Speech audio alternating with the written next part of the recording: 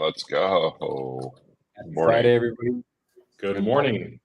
Good morning. I just want to caveat to y'all. I just want to say to y'all real quick. I'm alone with my children, and if they wake up, I am going to have to step away for a second, and I'll mute myself. All right, caveat over. Good morning. Good morning. Happy Friday to everybody.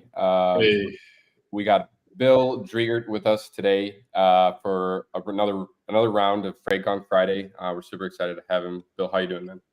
Good. Bill's one of the few repeat guests. He's one of the few repeat guests. I don't think we've really had many. It's an honor. Have we had a repeat guest before? I don't know.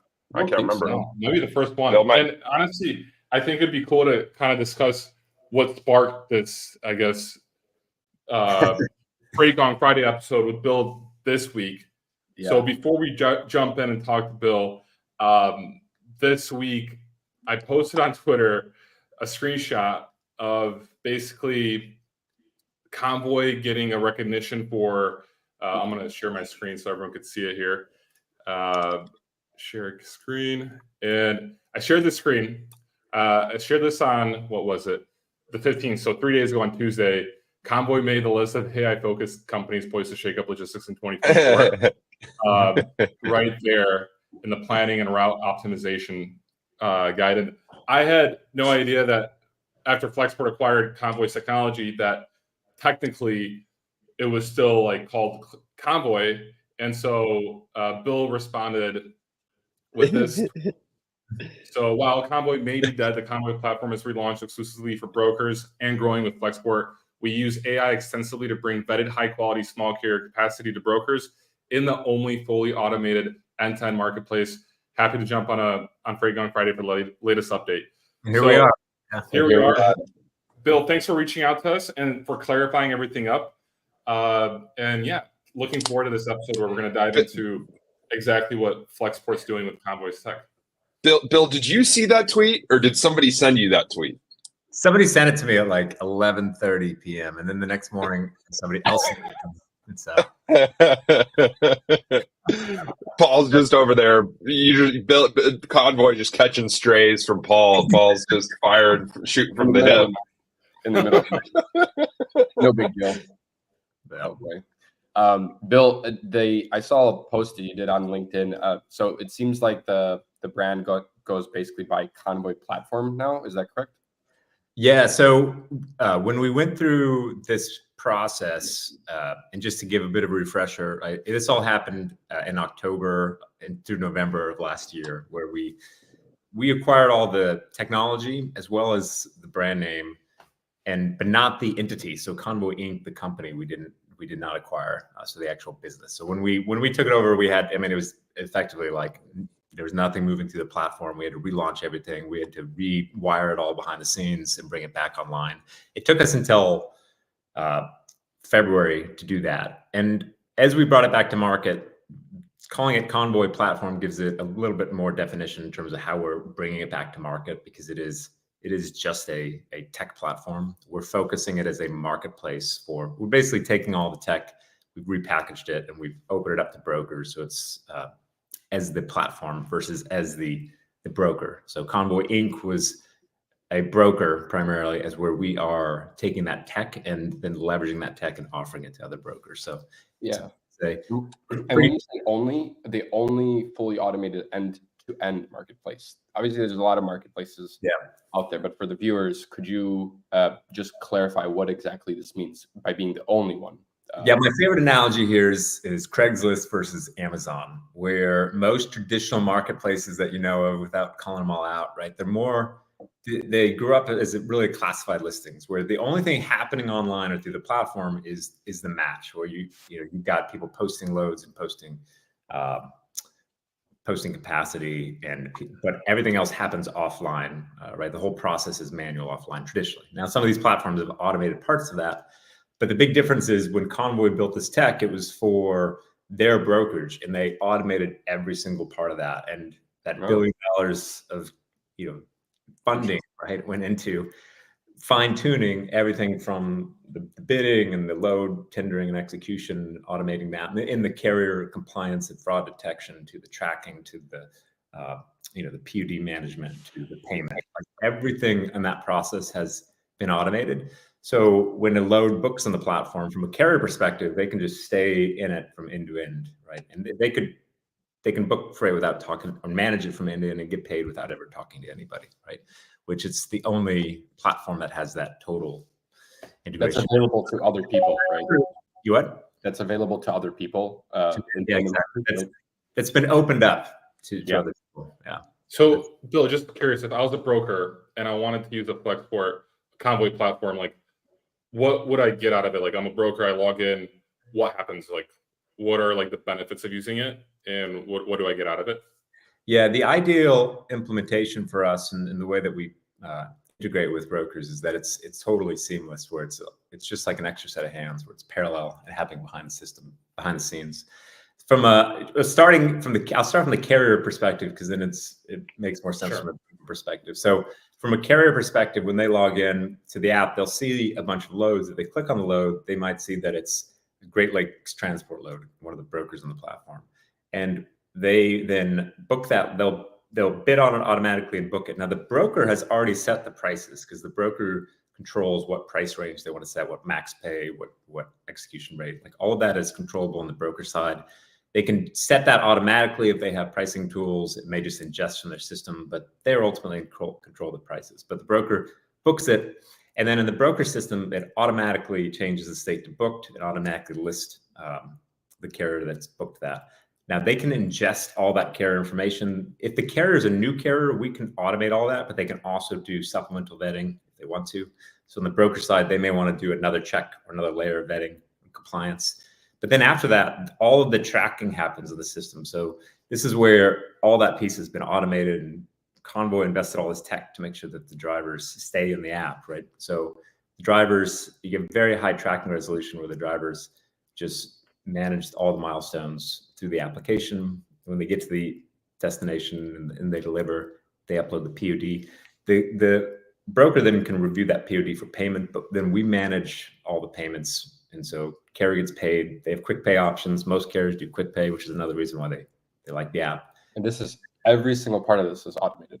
Every single part. And so it's like you can theoretically go on vacation and just should be making money. That's yeah. The other thing is it's 24/7, right? So this was one thing. Of course, my backstory was I was also a fan of Uber Freight, so very familiar with the digital models and how all these things came to market. But one of the beautiful things about these types of systems is also it's 24/7. Like if you look at the booking patterns on digital platforms, it's all day long. You have a lot of drivers at like 8 p.m. Dinner time, you see a little spike where they're all. As long as AWS doesn't go down, basically. Yeah, exactly. What? So was this always the plan? Do you even have a brokerage MC anymore? Or I'm assuming Flexport might have had one prior to. Yeah, that's prior right. to the yeah. And then Flexport had some MCs through other acquisitions, but we're not selling into that. There's no activity in that channel in terms of we're not growing into it, or we're not taking on any new direct customers there. Which it is a change, because when we brought this back to market, it was what's going to make the most sense? Where can we what's the most value of this product? Yeah. And it became very clear very early that on the carrier side, the value prop is always very strong with small carriers. Yeah. There's a lot of carriers that's just how they manage their business now is through apps. But on the other side, brokers, it's a pretty unique positioning, because there's nobody that's just building out this for brokers. And so Convoy called, I guess this specifically was like a thing that Convoy was calling Convoy for brokers, right? And that was just like a service amongst all the other services. So I'm assuming you guys have basically dumped everything, or not even dumped, because you maybe never even owned it because you didn't buy the entity, but like the whole trailer deal they were doing, all that stuff, you're just like, nah, that's not for us. Yeah, there's there's a ton of technology that Convoy built out. All of it, very solid and well thought out and built out. But some of those, as businesses, were not, were maybe for whatever reason just mechanics, or they weren't But we looked at all of that, and all that's kind of on the shelf. There's pieces of that though that. So you own all that tech that powered the entire ecosystem, but you're just deciding to go with this, at least for now. Yeah, I mean, ultimately, our objective is we want to bring it back and build a viable business as well, right? So being very about like what makes sense to bring back. It's really then also where the most value is and what's truly unique in the market, because this as an example is very, very unique in the market from a positioning perspective. And I missed the part about that you said bringing back to make a viable business. What what was that part again? Well, yeah, when we launched this, we have a significantly smaller team than when Convoy was running the operation. Can we all like how that evolved and the type of business they built around it, right? We're approaching it very differently because one of the objectives we want. I mean, this is to build a profitable business, right? So okay, we were just talking about the tech that you guys acquired from original Convoy and bringing it back into building it viable. Got it. Sorry, the cameras were switching around and I got like figuring out what like what's. Sorry, I don't know. Christian mentioned bounce around. Yeah, Christian, you mentioned that you wanted to like do like the solo layout on the speaker, and I was trying to figure it out right now, and it was like really complicated. So I'm just I did, and then I realized that usually those other platforms they will have all four of us looking at each other like kind of in the studio, but then to the viewers it's going to be like a singular view, which is much nicer. But it doesn't seem like that's working the way that we thought it would in StreamYard. So, anyway, cool. Bill, I was talking with Paul here yesterday. There's a lot of chatter here. Obviously, AI is taking a lot of a big role in this space now, more so recently, even more. What are your thoughts in general? Like, what are you seeing in terms of the things that are being adopted the quickest, timing wise? Are there much bigger opportunities now than there were maybe even in other periods when AI existed a little bit? I think everybody now wants to like put the AI stamp on the business, and you see a lot of that now. And AI is a broad category of things, so we like to say, well, we've always used AI because we have ML models to do a lot of parts of the business, which is true. And like our fraud detection has a lot of AI built into it. So does our pricing in terms of what would categorize as AI. But when people talk about AI now, it's mainly generative models, right? And there's a few channels in which those models have been tested now for a while, but I'd say are really starting to get traction, like email and phone. Phone being the most, I'd say, having the most wow factor, right? Because when you're like now that some of these agent-based calls are making it out into the wild, like that's the one where I think people are like, oh, wow, okay, this really works. Because the email and other channels and text, right? You would expect that to work as an evolution of, we've all been on chatbots now for 10 years, right? That's not like a small like an update to chatbots that have existed for years, but the call experience is it only recently got there. I think maybe within the last 6 months it started to feel. Yeah. 6 months ago, I was doing demo calls with some of the companies that are in the space, and they were clunky, or it was still hadn't crossed that uncanny valley. Yeah. And this was maybe 2 to 3 months ago, because we've now scaled it quite a lot internally as well. Cool. And I think 2025 is going to be this interesting inflection where you see just a wave of adoption. It's interesting though, because for those of us now using it, it seems obvious because I'm measuring it on outputs. Like I'm actually getting a better result. Is it, am I able to, is the quality comparable or better? And it has been now for some time on specific types of tasks. It still doesn't, if you talk to people that are using it extensively, not being a broker as an example, we don't do the outbound negotiation, but a lot of people are doing the outbound negotiations now. And they'll tell the story I get there is that it's better than your average rep typically, but not as good as your best reps, right? So it's not super creative around like a B minus, like a C plus B minus player. Yeah. But for more rote tasks or standardized stuff, it's really is starting to just be an obvious answer, and it's so flexible, and it's always on script, right? And it's always like it never gets tired, never gets off script. So it's I do think that there's going to be this interesting inflection next year. I think from of course for us, like the carrier audience and thinking about how they react and that's a big part of it. I do think you're going to get to a point too where you're going to get too many calls too, right? This channel may get flooded, so. And I think there's you don't want to get 1 million AI calls a day, right? At some point, there's just going to be If it gets too I cheap, feel like we're already at a point where I feel like I'm getting too many calls, and I mean, and I probably compared to a carrier, probably don't get nearly as many, but I mean, there's just so many You calls. get AI calls, Reed? Well, I don't know what they are. Do you ever? So I've done one of these demos before, and what happens is, like, there's a slight delay in the response, right? You say something, and then there's like the ever so non-natural delay in the response. That's AI. And sure. I feel like every call I pick up, I like say something, and then a split second later than a human, they come in, and I'm just like, I don't know what's going on here. I don't answer them anymore. I don't have any of those kind of phone calls in Poland. I rarely get called at all in Poland. And I'm pretty sure they have like a lot of data loss restrictions here. Yeah, there are robocalls. Like you can't just make cold. That's where you wouldn't expect to just get flooded with cold solicitations because there are like. Paul, you also don't have any freight, bro. Yeah, I don't.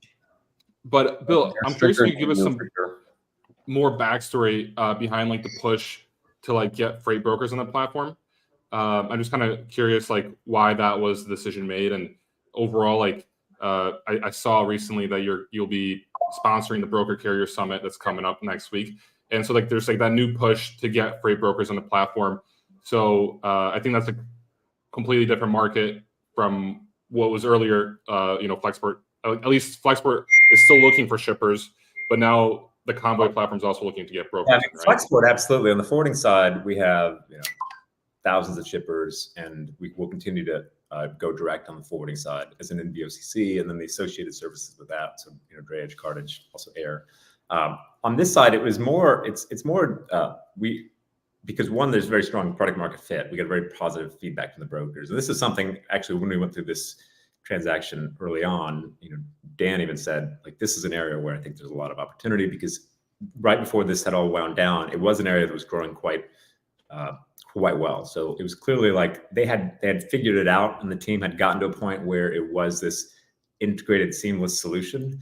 And I think there were some key unlocks in that, like the carrier compliance and just the having like deep integrations. Because when they first launched this, they had this product live for a couple of years, but when they first launched it, it was more limited in what it did, and probably closer to that classified listings in terms of capabilities, where they hadn't wired all the pieces together. By the end, they had really wired it all together. And as we've relaunched it, we've been doubling down on it and refocusing and really pulling all of those Convoy capabilities back into it and providing that to brokers. So there's a couple of reasons internally. One is just, it was from a velocity and an interest. It was clearly a stronger fit. And because it is unique, meaning that there's in the market, there's really nobody going after it exactly like this. And from a broker perspective, it's just a unique set of capabilities. And also, from the capacity side, it's unique capacity. So the other story I always tell is like the market has shifted on the tail end of the carrier market, where you just have more small carriers in the market now than you did pre-pandemic. A huge part of that is because it's just easier to be a small carrier now than it was 10, 15 years ago. And a big part of that is because you have access to freight. You can just hit a button. You have a lot more flexibility. I think this is also a big part of why capacity is not leaving the market, because this capacity is a little more flexible and it's more dynamic, and so it doesn't need to leave as quick. But that capacity is not easy to access for a broker, and particularly for a mid-sized broker, because if I'm a carrier today, if I'm an owner operator, where am I going to look for freight first? I'm going to go to the apps that are easiest and automated, and I know I'm going to get paid, and I don't have to call anybody. And particularly, there's a subset of broker or carriers.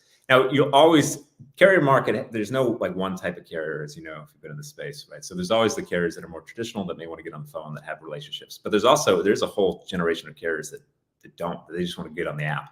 And I remember this very early on when we were doing this through Freight. There's some carriers that are like, I prefer to just never get called. I just don't want to get called. I just want to do my work and book my freight. And I think that app-centric carrier pool will only grow because it's just becoming easier and easier to do. And if I can just find freight that way, and I know I can see prices up front and I can cross-shop, right? And there's all sorts of tools that have come in the market over the last 5 years to enable that from the carrier side. But then it's a question of, okay, well, you're competing for eyeballs, and who's going to be the most, where's the carrier going to go first? Well, this is where Convoy built what I I may be biased, but I do believe it's the best app in terms of just being complete and easy to use. It should be biased, right? Yeah, it's gonna be biased. I feel like it had that reputation though, Yeah. right? I feel like it had that reputation in the market.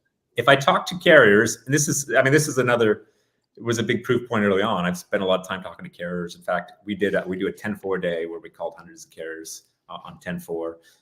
And in those calls, we're soliciting feedback, asking, who else are they using? Just the AI is right. Yeah. No, I'm just curious. calls. It's humans. Okay. Because I know before we jumped on, Bill, you did say that there is AI making out outbound calls, right? You do, yes. Yeah, exactly. Okay. So I'm actually also curious about that. You could finish your thought there, but I'm curious about how that works. And like, if like a broker gets a load posted in there, does it will an AI start ringing a lot of phone carrier calls, or it's mainly so for us? If you think about the mechanics, we've got over 25,000 carriers on the platform, and those carriers are, if you have a carrier say log in Montana and our team loads Montana that day, but next week you have a load, they may not be checking. So we'll hit them through multiple channels, right? We'll send them notifications. It's basically getting re-engagements is the primary activity there. And right. I don't know if you caught the wolf from the Office reference, where Ryan created a social media network where you hit him, you could send a text message and email, text. Yeah, the wolf. What was it called, Reed? Do you remember that? I don't remember. I haven't thought about it since I watched it, but you just reminded me. I might have to go watch that one. I remember. Wolf.com, and it's you get a text message, an email, a fax, all at once kind of thing, where you get a hold of someone.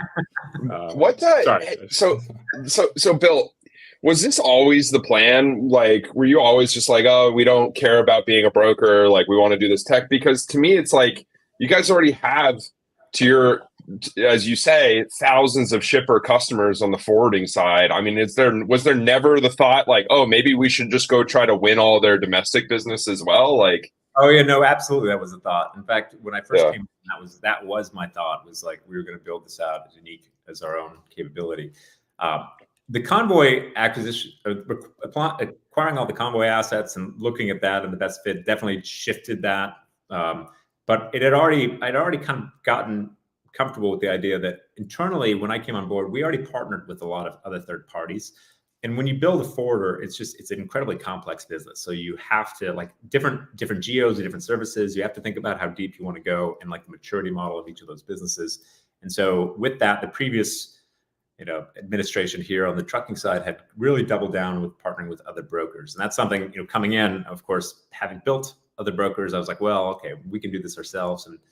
But it was also very clear as we brought this tech to market that one, we had great partners that were providing good service, that we could go deeper with those same set of partners. But also on the other side, just it was going to create, it was always going to be a little bit of a competitive challenge to be going heavily after first party while also trying to sell this brokerage product.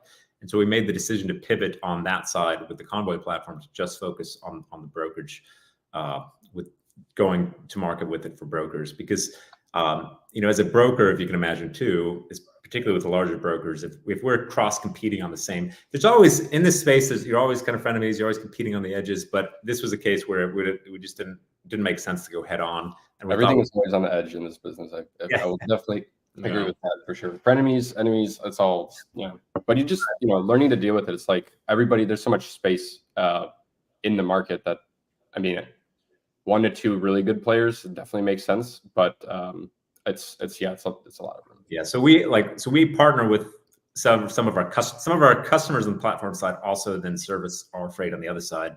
We do truckload freight with our forwarding customers, and this is where, as we're building this out, we're integrating these partners very closely. We're providing a superior capability and service, automating all of that as well. So partnering with companies that have automated pricing capabilities, that have high resolution on tracking, which again, leveraging the tech to make that whole experience better, but doing that with key strategic partners, because truckload is always going to be part of our internal service. And so we absolutely are investing to make sure we've got the best capabilities there. But you may have, we have it because we have transloads. When drayage comes in, if we transload it, we may have truckload there. Air freight consolidations, right? We may have truckload or LTL associated with that. We also just have, we have direct truckload needs with some of these small forwarding customers. And then on the, we have an omni-channel business. So there's truckload between facilities and FCs. So that's definitely part of our network where we need core services and capabilities. But again, we've got, and the advantage too is with key internal partners, like being a tech company, we can, we prioritize those companies where we can deeply integrate and make sure that we're getting that service. But what we're not doing is building out, a massive team of carrier sales, as an example. Yeah. Bill, out of curiosity, you mentioned earlier that the increase in adoption of like the apps and the kind of the digital from mobile. Are you guys tracking internally whether or not call volume in general has been decreasing? Just as a macro metric, like just to get a sense of like, is there really actually a trend where people are shifting towards mobile usage or online usage and kind of severing that medium of communication that's typically, been driving this industry? Yeah, it's interesting because our data wouldn't be representative because like we didn't build a carrier sales floor as an example. That's true. We don't have that to compare against. That it's a very interesting question. My thesis, my assumption would be yes, right, that is going down and that apps are I think it's going to be, this is not a very fast moving industry in terms of tech adoption. So I would expect that's a trend that you're going to see just slowly, over the next decade, continue to kind of chip away in terms of channels. Is there any benefit to like Flexport owning this entity now, this operation from like a data standpoint, or are they just like completely separate? Maybe clarify. When we partner with our brokers as an example, we don't use that data in any, like for any competitive reason. In fact, we provisions, like we would never use that. And because we're not, again, this is also why like not going after first party helps, because then we don't have that conflict internally. But it's not, that data isn't really relevant for most of the core Flexport, right? The ocean and the air and the forwarding. Sure.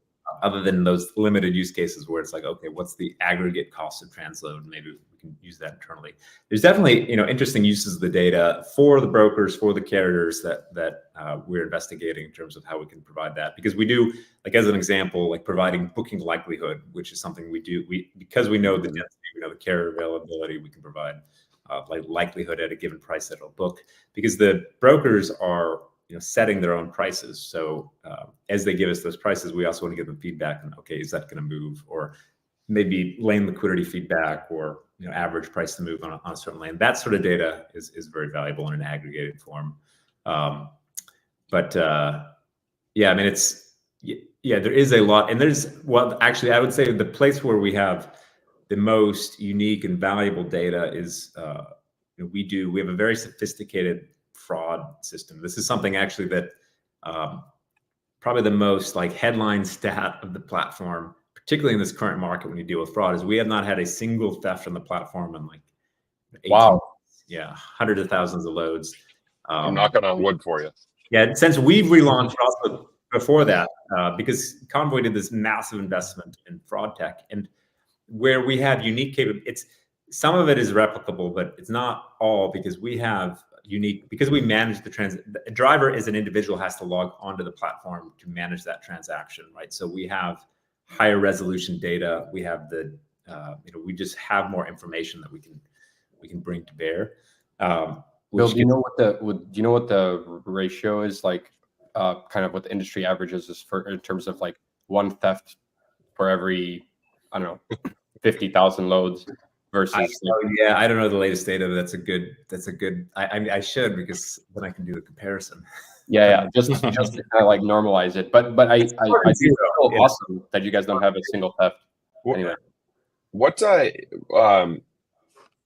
carrier? I get the sense. So I guess for context, so when I worked at Echo, they came out with their Echo Drive, their like own load board app, right? Like internal load and then load tracking, et cetera. And it was always difficult to pick up the phone to one of my carriers and be like, hey, you can go use the app now. You don't have to call me anymore. You don't have to Google chat with me anymore. And basically none of them ever did it. None of them. And maybe there's something about like they already work with me, so why would they? But like it would. Why would they go to I mean, maybe they just knew how to work the system with me. I don't know. But anyway, I mean, so my experience is getting carriers to use apps is not easy. So like, how have you guys found it? Like, are there any tactics you've used that have moved the needle, or was it always just like it came with the Convoy brand that they kind of had this built-in user base that was acclimated already? How has that been? Yeah, that's a great example, because I think you probably then, I mean, you've carriers that you're talking to, that like to talk to you, prefer that channel, and they built a relationship. I know that there are also carriers that just don't want to call, or don't feel they get a positive experience when they call. When the apps really came to market, one population that we saw a lot of usage was like where English was the first language, as an example. And so you can imagine like calling a traditional Chicago broker, maybe they just don't get this. Maybe there might be a gap in terms of how they feel they got out of that conversation. And so that was a population. Also, just there's a demographic shift where people are, digital natives, and they just work off their phones and they expect everything to exist on their phones. But again, that's why I think it's very hard to say there's one type of carrier, because again, if you work in the space, that like there's a billion types of carriers. Yeah. And so I think the app centric, or the carriers that prefer to go to the app, though, that is a growing population. But there will always there's definitely these. I always hear stories from veterans of like that one carrier they can still call 20 years later that's just reliable and always there and will always pick up the phone. And Bill, I'm curious. So now with the push to freight brokers, you'll be attending the freight broker conferences, where we typically didn't see Flexport oftentimes there. Like we saw Flexport at Manifest. So next week, I think it's Broker Carrier Summit you're sponsoring. And then F3, you told me before this call that you're going to have a fireside chat with Craig, and Dan Lewis will also be there. Kind of curious, like now, are you is your day-to-day just like speaking with brokerages and kind of like, telling them about the software and like kind of showcasing it, demoing it? How does your day-to-day look like? And like, will you start attending all these conferences with us now?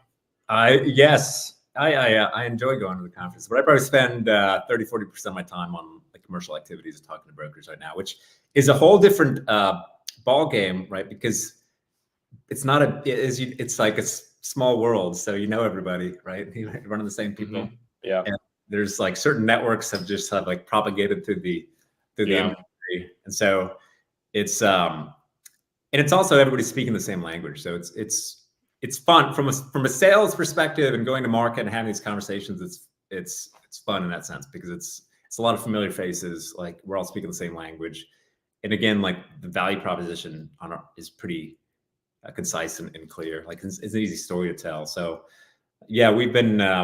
It's a big pivot, right? Because there's certain conferences you would go to if you're selling to shippers, like say food shippers, right? Which just we won't have a presence. There's others though. Manifest is an interesting one because there's some overlap too on the forwarding side, and some of these conferences, that's where I went to TPM as an example for the first time, which is a big Flexport conference. Of course, not a big broker or a truckload conference, but this Broker Carrier Summit, we've never been before. This is the first year going to it and sponsoring it. I've heard great things about it, and the team that puts it together. And these are just like new channels that otherwise probably wouldn't have looked into. But it's conference. There's kind of a spring circuit and there's a fall circuit of conferences. The fall circuit after F3 is pretty much wound down.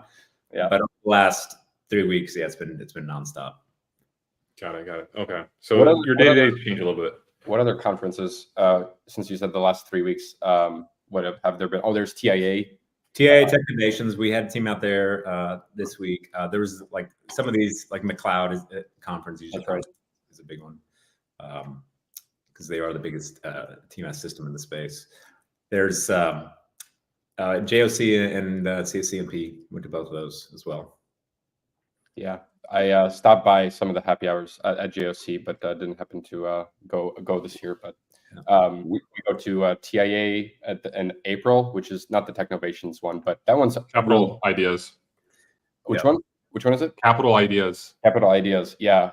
Anybody who's selling anything to brokers, I mean, that's one of the best ones, at least from so far. We had a team out there, but we hadn't yet made our like hard pivot at that point. That was kind of right before we really said, hey, we're going to go full in on this. In fact, that was right around the time we were turning on our first broker onto the platform. So Nice. So we have a question here from Keith. Keith? Yeah. How have the different segments from Garage Bros to Mega Brokers responded to Convoy for brokers? Yeah, it's I'd say the variance tends to be on like implementation and the TMS and like how they're positioned. I'd say there's a couple things that come up in terms of like feedback. So for the big brokers, some of them have their own apps, some of them don't. Some of them have their own apps and are like, but it doesn't, nobody uses it, so I'm fine. Like, do what you want. Others, it's more like we've got to make sure these things are synced in terms of pricing. And but I think everybody with one or two exceptions uses load boards. So the fact that it's a better version of a load board, that is like, that lands very well. It's a better version of load board, but it also has a lot, like the process from end to end, it does more. So from an integration perspective, like that's why, there's almost every modern TMS or internal TMS can integrate and land it end to end. There's some that have very old school systems, as you know, which it's harder to get the full experience in that case, but we always have workarounds. I think it's just like selling on the shipper side. Big brokers are more like an enterprise sale. So usually you've got to talk to more people. You've got to talk to the CIO. You got to make sure the CFO is bought. Like it's a longer process. Is where with the Garage Bros or the mid-sized brokers up until like maybe like 100 million or 150 million broker, you're usually talking to like 2 or 3 people, and usually talking to the owner or the founder or the CEO. And so those are just like faster conversations from a value prop and getting alignment. But from the big guys, it tends to be more like a enterprise sale. You got to sell to each channel. And then the big guys too might have their own apps, which from that perspective, it's like, yes, this one though will get you access to a lot more capacity. It's more of an alternative to load board versus like maybe a replacement for your internal app. Sure. Do that. I see Santiago here writing about DATcon, and I'm curious, will Flexport and the Convoy platform team be at DATcon next week? We will not be at that. No, I'll be there. I'm actually curious, Bill, just wondering, like, maybe you looked into this, like, of getting like a big booth or a booth at DATcon. Like, is that even you can't do that. You have to be invited to DATcon. Yeah. Oh, really? You have to be invited? Yeah, you can't just like go. Yeah. You can't just go. Okay. Oh, interesting. For that very reason, they don't want Bill blowing buku bucks pushing. So Truck Stop pushing Convoy. Doesn't have. I don't think Truck Stop is going to be at DATcon. No, I don't think so. Yeah. I wonder if Cargato's going to be there. This one, I have to. Okay. So when are you guys gonna have a conference, Bill? When are you gonna have your own user conference? I don't know. It's a good question. I mean, we have like broker sessions. Flexport's definitely at the scale to have their own conference. But like, where would it be? Like it could be like in Europe. It could be in Asia. Yeah, man. But do it in like Shanghai or something like that. Yeah, okay. Shanghai would be badass. Yeah, I'll talk to Rob. We do a lot of little regional events where we bring people. Yeah. That is the challenge of being an international company. Is like, it's hard to get everybody together. Yeah. Sure. Bill, do you like spend a lot of time with Ryan, or like do you have like, I don't know, weekly meetings? How does that like cadence look like? And curious, have you seen the Boeing, the 747 yet? Yes, I have. Yeah. Yeah. Been out on the tarmac and ORD and watched. We've got nice. a Facebook operation out there where we've got some good partners that actually have engineered a solution where it just loads right off on these roller bed flatbeds right off the plane. It's pretty cool. Yeah, that's. Bill, what would it take to see that plane? What would it take? Well, I mean, you could go and watch it come in, and we can give you the times. I can tell you when it's going to fly in. We could probably figure something out if you're in Chicago. Yeah, dude, that'd be dope. That'd be sick. I was driving to O'Hare, like I think it was last year, and I just saw like a truck, and it was just taped with like the Flexport logo, like it had, the packaging was Flexport. And then I was in the Flight Radar app, which I go on all the time, and I think it was in Chicago where I go on, and I saw the Flexport plane flying right over me. So that was pretty cool. There's only one of them right now, right? Not two. And it's Atlas World that I think is the carrier for that. That's right, Atlas. I think so. Okay. And then on the yeah, go ahead. Go ahead. No, but Bill, I think you're gonna answer that second question. Yeah, go. Yeah, you're good. Oh wait, the main question. Oh yeah, I mean, we're out of the same office. So Ryan and I are both in San Francisco. So Flexport has so yeah, I see them every week or when now. Got it. We got a lot boys because we're doing we're kind of in the middle. Do you have many Zen users in the office? What? Zane? Zen. Do you have many Zen users in the office? Yeah. I don't think it's I don't think you guys aren't getting locked in over there, or common the forwarding space is the brokerage space. Oh, okay. Yes, I know a few people that are keep their Zen tins around. So. All right, cool. I was just making sure.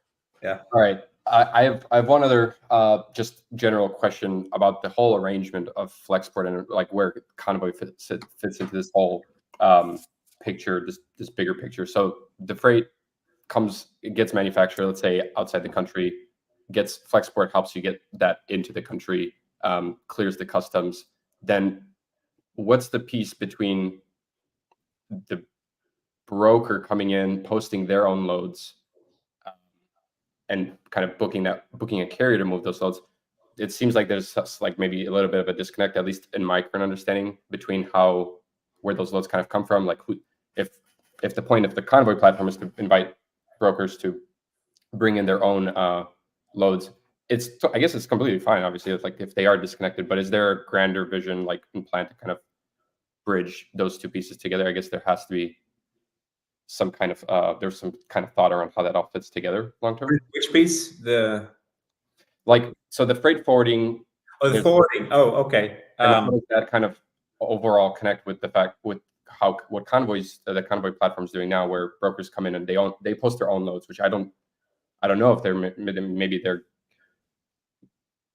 Yeah, I mean, if you think of it as a broader, so it's a good question because they are like somewhat independent in the sense that, but where they do overlap, but indirectly is, we are, for the internal brokers that we work with, we are signing them onto the platform as well. So there are the cases where we may have a forwarding load, or say a transload that they're servicing, that they then post in the platform, and then it gets booked on a carrier on the platform. Now, we of course believe in the quality of that as a channel, so we want to promote that, and we know if it goes through the platform, then there's full visibility and tracking, and it's like a very high quality capacity solution. But those things don't necessarily have to tie together.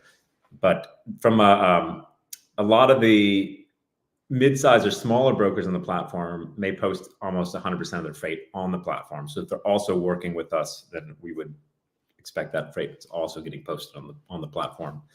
I mean, ultimately, my expectation is this scale. So the brokers on the platform, this becomes just one of their capacity strategies. And so for our partners, that this is one of their capacity strategies. And again, it doesn't have to be perfectly coupled with, say, the freight they're getting on one. Like those things can be disconnected. But what we're seeing in the brokers that are really scaling with this is maybe 20% of their capacity strategy. Because if I'm a broker, I want to focus most of my time on my mid-size and large carrier relationships. And this is, again, should just be like something that magically happens in the background, where I've got this easy access to spare capacity and I can flex it up and down as I need it. There we go. That makes more sense. I think overlap was the word I needed to be using to describe what I was trying to ask, but that's cool. You guys got anything else? Reed's baby's first appearance on Freight Gong Friday. We need an introduction, Reed. Reed, can't hear you. Can't hear you. Your mic's messed up. There's a bunch of noise in the background.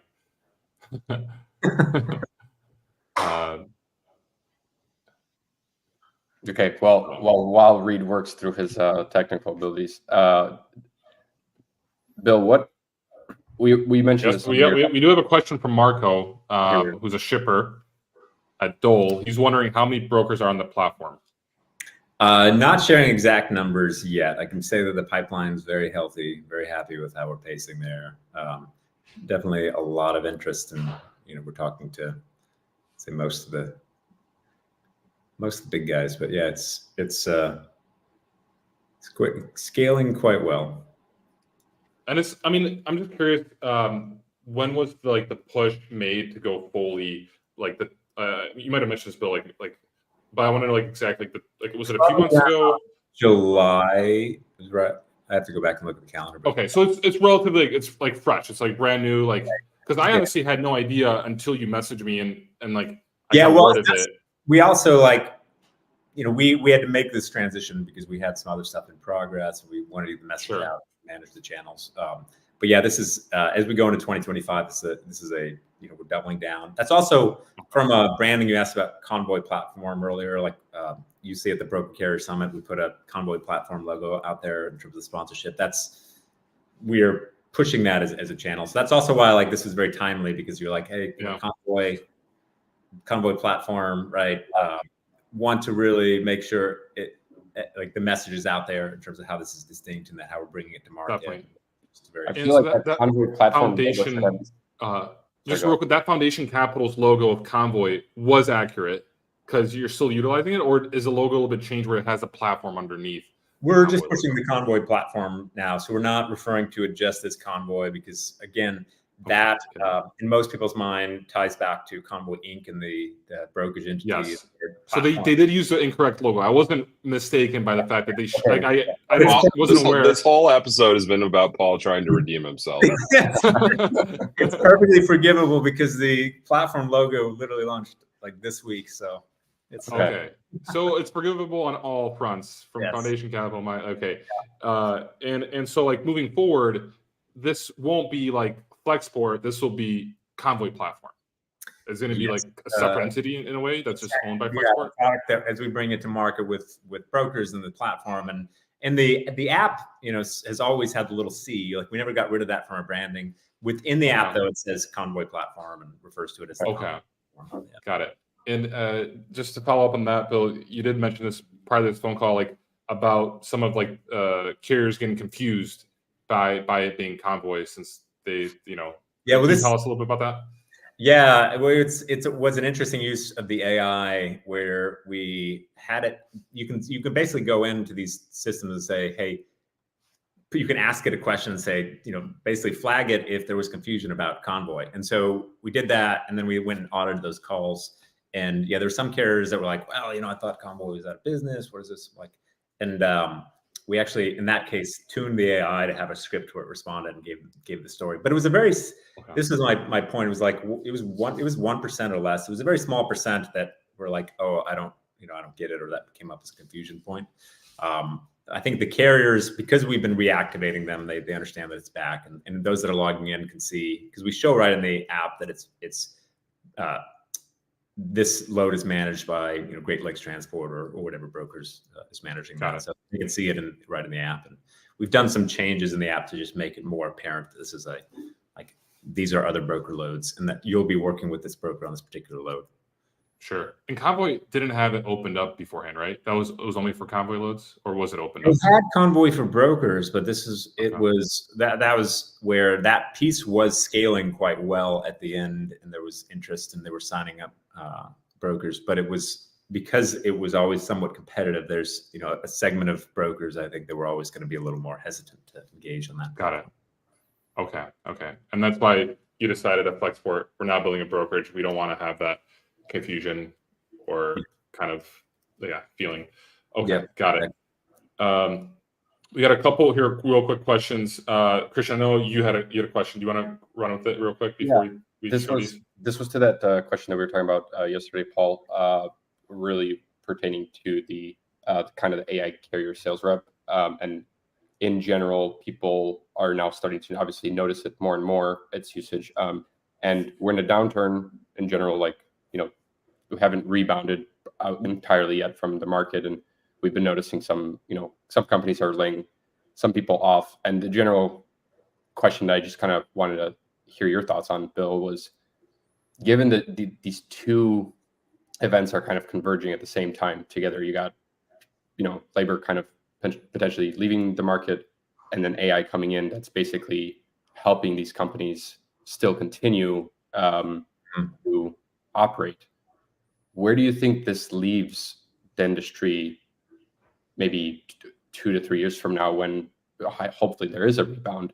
How does it look like? I think it's a great question, right? Because from a social perspective, right, there's like a lot of like, I think everybody's probably got mixed emotions or thoughts, and it's easy to get into debates around like the adoption of this.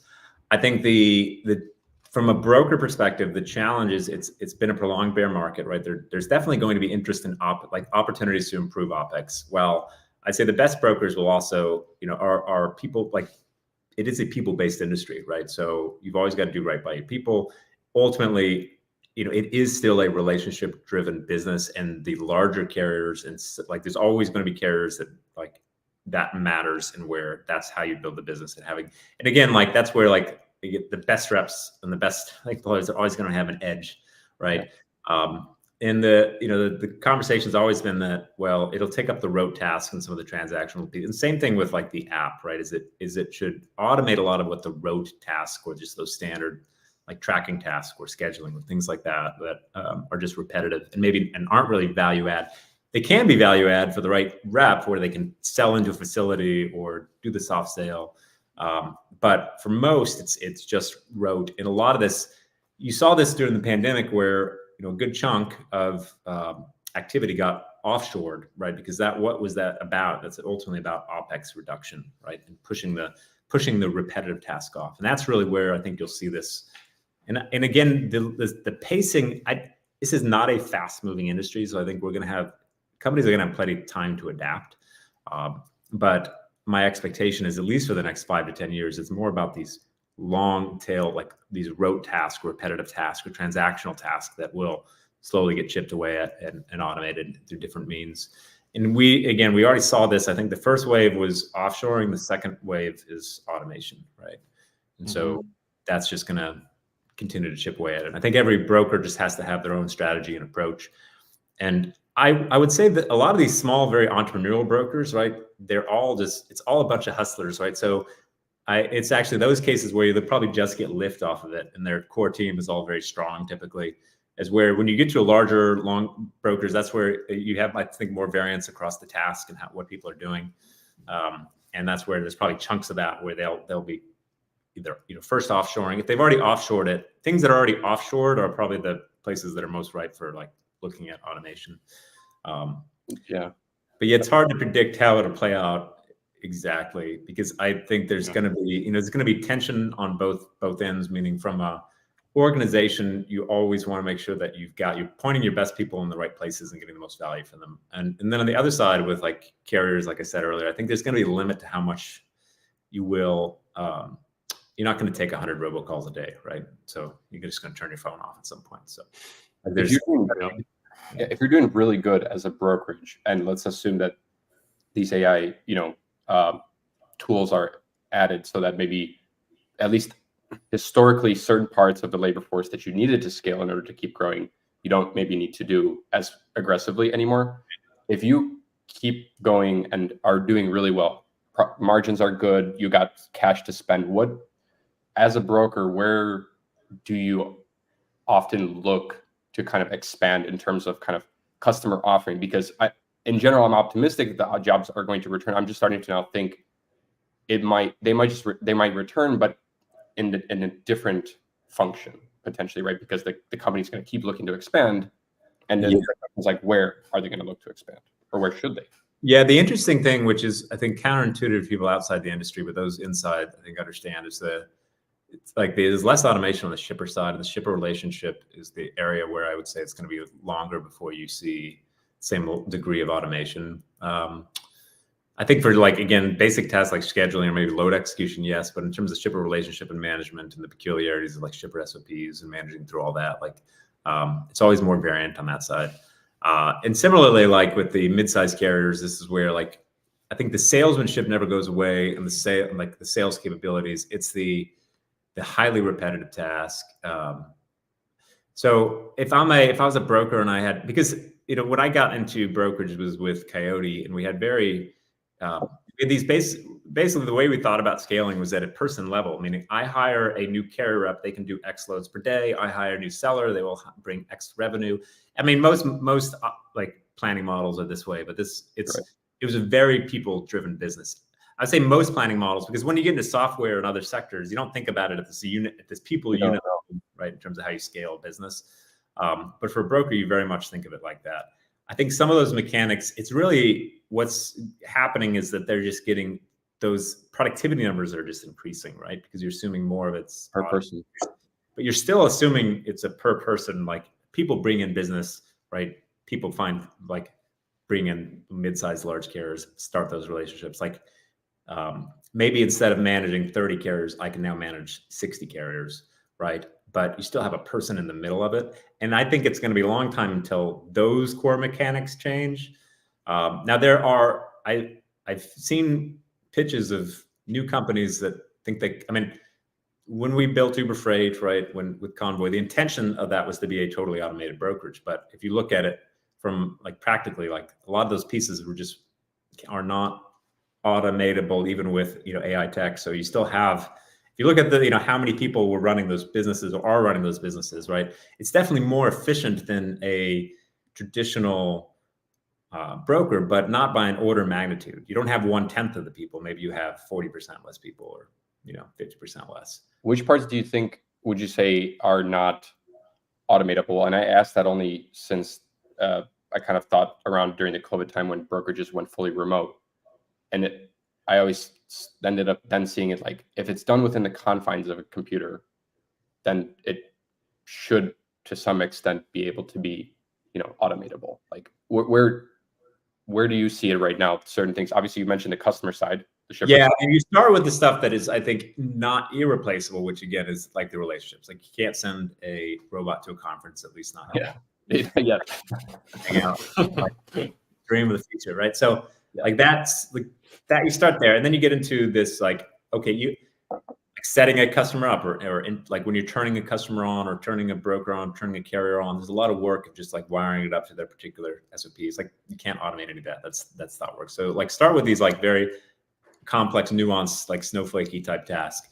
But then even getting to the day-to-day and the management, like some of these, if you've worked with large enterprises, they all have different SOPs. They have different expectations on reporting. They have there's a lot of pieces that you have to manage actively, and you got to prepare for the QBRs, right? You've got to have these ongoing touch points of relationship that just require work that you can't, there's no near-term path to automate that, right? But then you keep moving down, and then you get to the very rote stuff like the tracking or the scheduling. And that's where it becomes most obvious. And again, that's where I'd say some of that work, look for where work's already been offshored. I mean, that's the work that's most packaged up. But anything, and then across the business, like your marketing team, is very hard to automate. Like how are you going to tell your story, right? Somebody's got to come up with that. Like how are you going to position all the strategic and tactical questions that you go through day to day? Like I think, and again, I don't know where that balance was, but if you look again, that's why I bring up the example of the Uber Freight and the Convoy. When we built these companies, we thought we would get, to be frank, like I thought I would get like a 10x productivity improvement, but there's too much stuff that still requires too much manual touch around the edges.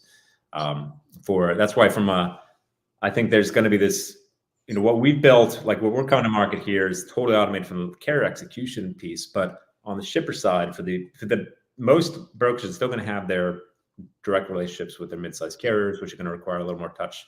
And then on the shipper side, require more touch. And you're always selling and soliciting and making decisions around where to participate, not participate, right? There's still just a higher level thinking that happens every day in these operations that you just can't replace, right? So I think the question, which again, I don't have a concise answer for, is like how much of that, what's the percent of that of labor versus other labor, and how does that ultimately play out in the next 10 years? I think you're going to continue to chip away at the automation piece, but you just never totally get rid of it. I mean, somebody has to start the business, right? Somebody has to call the first customer. Yeah, that it's not going to self-start, that's for sure. But yeah, and the one thing that doesn't work when the market's really hot and there's a really hot, like let's say specific market in the US, is like posting loads. It's like that's when you got to call the carriers, you got to call like 100. Like posting loads is great.